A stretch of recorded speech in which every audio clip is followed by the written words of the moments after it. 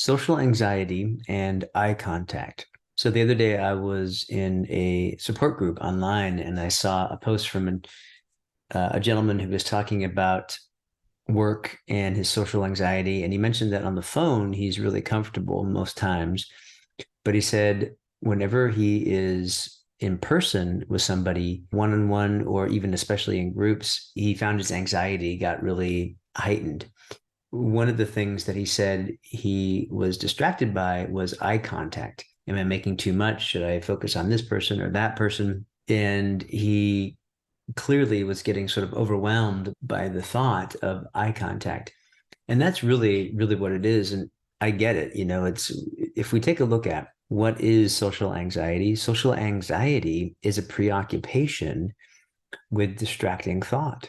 In other words, if you and I are in a room and we're having a conversation and I begin to get distracted by thoughts of, oh, I wonder what they think about me. Oh, I wonder if they like me. I wonder if I'm doing something. Did I just say that? Am I blushing? I wonder if I'm blushing. Am I staring at their eyes too long? Right. And so if we have, this is what social anxiety is. We take our attention off of the people that we're with and we put it on anxious thinking. And so in this case, what this gentleman is doing is he's focused on the thought of, am I making enough eye contact? Am I making too little eye contact? Should I make more? Who should I look at? Right. And so that's just the sort of flavor of thought that he's caught up in. So it's not any fault of his or yours or anyone else's, because it can be very, very easy to get caught up in thought, because thought is very persuasive. And especially when it comes with emotion, right?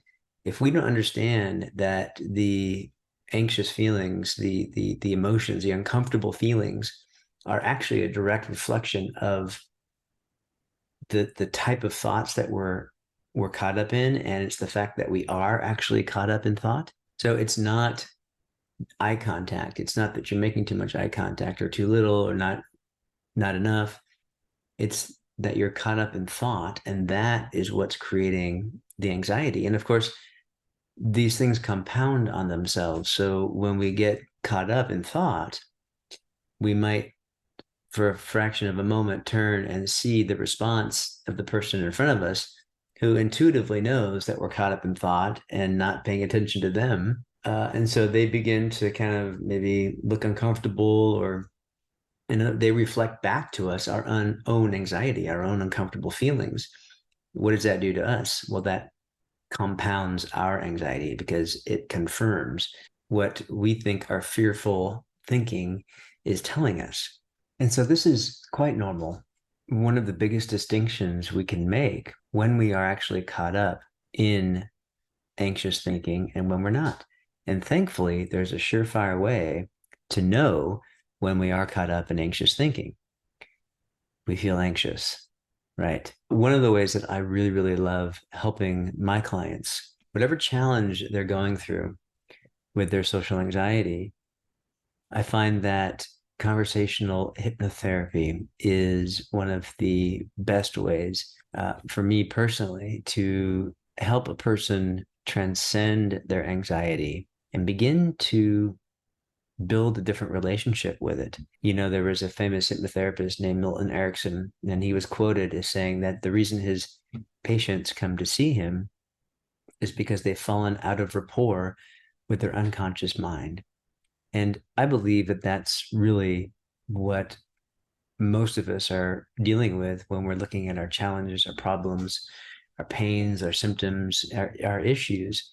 It's really a case of forgetting who we truly are. And you see, I believe who we truly are is consciousness itself. Who we truly are goes beyond our troubled thinking. And I believe, to quote another one of my spiritual teachers, everyone is living in mental health.